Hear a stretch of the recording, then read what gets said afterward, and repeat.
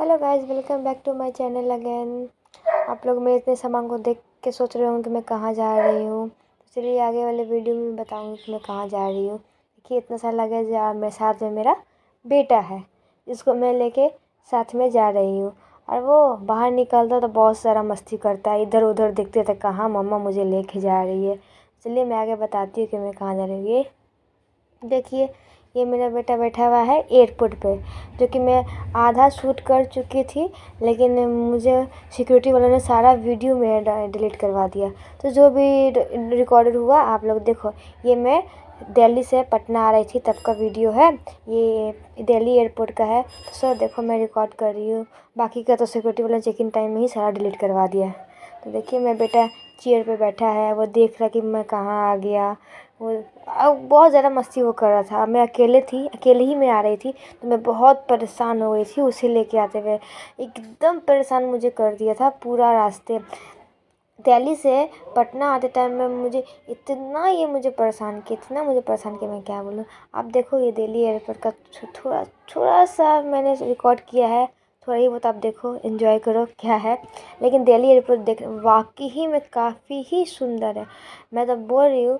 लेकिन इतना खूबसूरत है और काफ़ी बड़ा है, और रश तो पूछो मत, रश तो बहुत ही है। तो देखो ये सब देखो, मैं जा रही हूँ आगे। मैं अंदर इंटर कर गई थी, हस्बैंड मुझे छोड़ने आए थे, तो बाहर से चले गए थे, मैं इंटर कर गई थी। तो थोड़ा बहुत मैं बाबू को लेके जल्दी से थोड़ा बहुत मैं शूट कर रही थी। ये देखो कुछ स्टैचू जैसा बना हुआ था, वो देखने में काफ़ी ही अच्छा लगा था।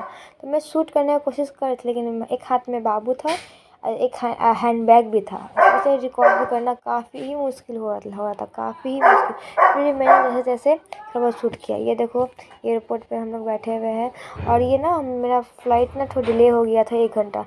फिर अपने मैं फ़्लाइट का वेट करने लगी थी। फिर बाबू देखो, बाबू भी बाबू भी मेरे साथ बैठा हुआ है, वो भी देख रहा है क्या हो रहा है क्या नहीं हो रहा है। फिर मैंने एक स्पाइसजेट लगा हुआ था, तो उसका थोड़ा फ़ोटो क्लिक कर लिया, वीडियोज़ ले लिया। फिर थोड़ा बहुत इधर उधर का शूट किया। फिर ये देखो, ये ना एक चेयर लगा था, जिसका फ़्लाइट डिले हो ना, वो यहाँ पे लेट के आराम से, जिसका पीठ वीठ में भी दर्द हुआ है कुछ भी हो, वो अपना लेट के आराम कर सकते हैं, ऐसा भी था। तो मैं ये फ़र्स्ट टाइम देखी थी। इतना बार ट्रैवल की हूँ फ़्लाइट से, लेकिन ये मैं फ़र्स्ट टाइम देखी थी दिल्ली एयरपोर्ट पे। ये देखो ये एक्सीलेटर है, तो एक्सीलेटर पे है गई थी। और ये खाना बाप रे इतना एक्सपेंसिव, मैं तो बता नहीं सकती। ये समोसा का 120 रुपये रेट था। फिर देखो मैं फ़्लाइट के अंदर इंटर कर गई, फिर बैठ गई अपनी सीट पे। वह सीट तो फर्स्ट में था, फिर इन लोगों ने को रिक्वेस्ट की तो मुझे विंडो साइड बैठने दो, तो मुझे बैठने दिया। और माधव मेरे गोद में ही सो गया। जैसे ही मैं फ़्लाइट पे बैठी, माधव गोदी में ही सो गया। पूरी फ़्लाइट वो सोते सोते आया है। मैंने सोचा कि जो उठा हुआ रहेगा तो थोड़ा मैं उसे दिखाऊंगी, वीडियोस दिखाऊंगी, लेकिन नहीं। अब ये देखिए हमारा फ़्लाइट धीरे धीरे धीरे धीरे धीरे अब वो चल रहा है। फिर मैं सोच रही थी कि यार माधव उठो यार, उठो तुम तो कुछ देख लो, लेकिन नहीं, माधव को तो सोना था, तो वो सोया ही हुआ था। पूरा फ़्लाइट वो सोते हुए आया है।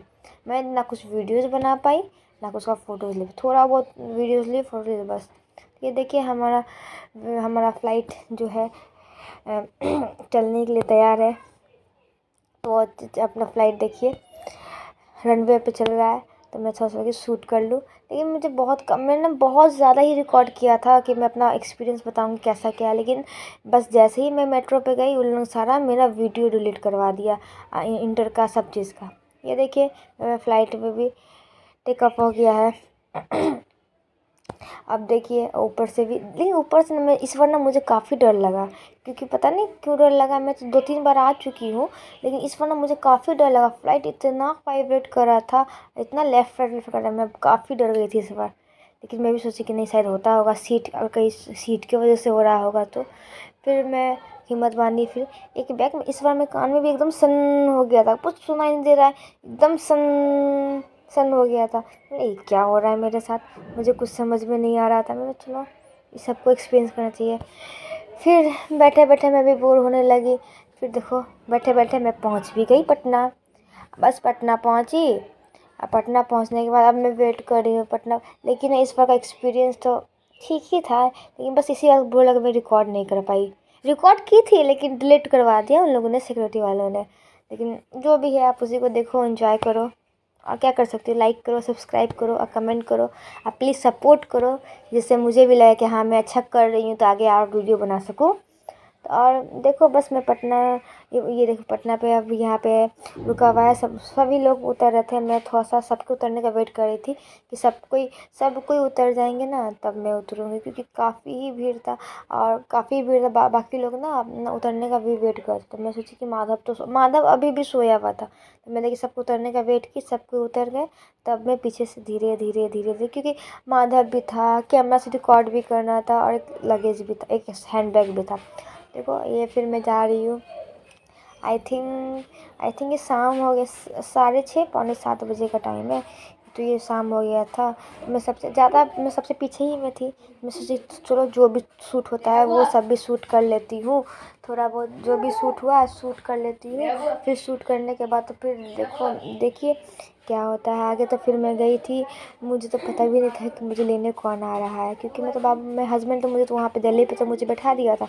और फिर यहाँ पटना में तो मेरे पापा आने वाले हैं या मम्मी आने वाली है, सिस्टर आने वाली है, तो मुझे नहीं पता था। लेकिन देखो अब फ़ोन ऑन करती हूँ तो फ़ोन ऑन की तब पता चला कि मेरी मम्मी मुझे लेने आई है, क्योंकि फ़ोन तो ऑफ हो जाता है। तो फिर मैं जा गई, थोड़ा बहुत वीडियो शूट, इधर यहाँ पर भी थोड़ा बहुत क्लिप्स ले रही थी। तो क्लिप्स लेने के बाद थोड़ा बहुत वहाँ पे हवा इतनी अच्छी चल रही थी कि मैं थोड़ा स्टे कर गई, क्योंकि मैं बहुत थक गई थी, बहुत ज़्यादा, मतलब बहुत ज़्यादा ही थक गई थी। फिर ये देखो, ये यहाँ से हमारा अराइवल्स का गेट था, तो यहाँ से हम लोग निकल रहे थे।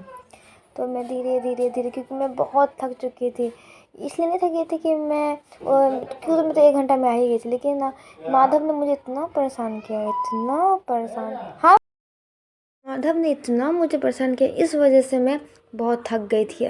क्योंकि मैं तो आज ये जान गई कि बच्चे के साथ आप अकेले कहीं भी ट्रैवल नहीं कर सकते, फ्लाइट और ट्रेन हो कहीं पे भी नहीं। तो मैं लगेज पे आ गई कि यहाँ पे मैं लगेज ना, मतलब जैसे ही मैं खड़े हुए देखो वैसे ही मेरा लगेज आ चुका था। तो मैंने अपना लगेज लिया।